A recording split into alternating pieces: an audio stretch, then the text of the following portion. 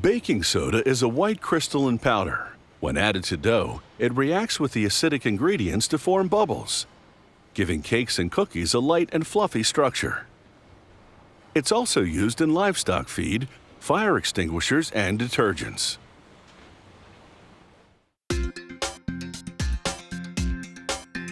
Baking soda is also known as sodium bicarbonate. It can be produced through a chemical process, or it can be mined from the ground. Large mineral deposits exist in northwest Colorado, left behind as lakes evaporated millions of years ago.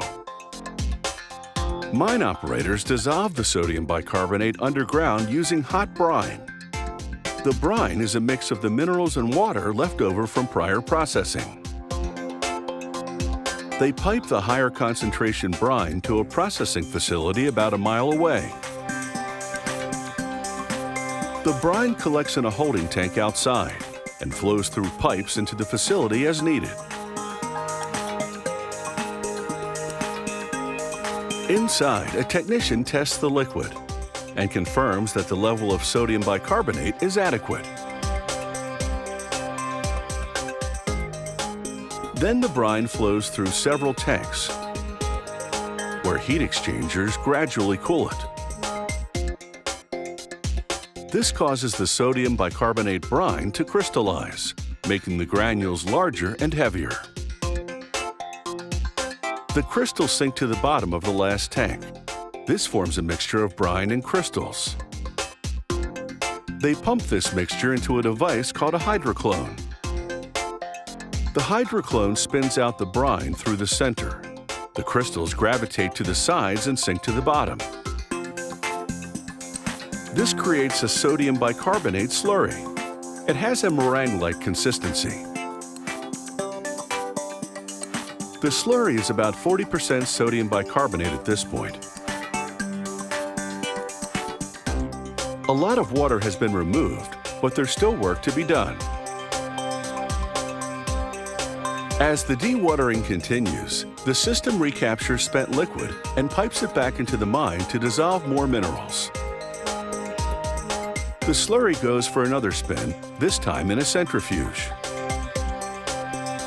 It wrings out more water, transforming the slurry into something called wet cake. Wet cake is 95% sodium bicarbonate.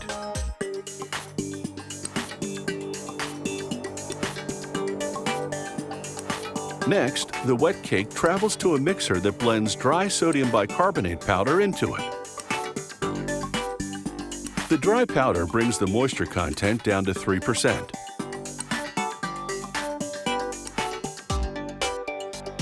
Next, the wet cake makes a quick trip through this dryer to remove the remaining moisture, leaving pure baking soda.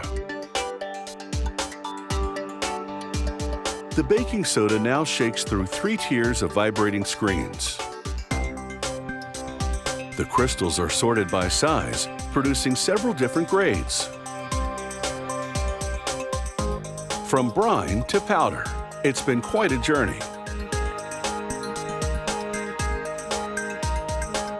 It's time to determine how this naturally mined baking soda measures up.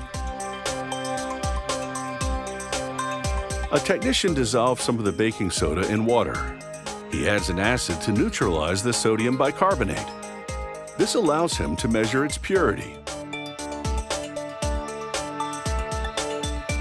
He also places the different grades of baking soda in a screening device. It vibrates to shake the granules through perforations, verifying that the crystals have been correctly graded by size.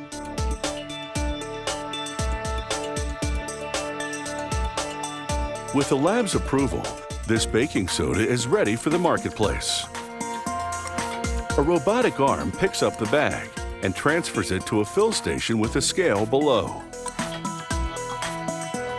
The scale signals when there's 55 pounds of baking soda in a bag, prompting the fill nozzle to shut off. These 55-pound bags will be sold to commercial bakeries and companies that use large amounts of baking soda daily. It will no doubt rise to the occasion.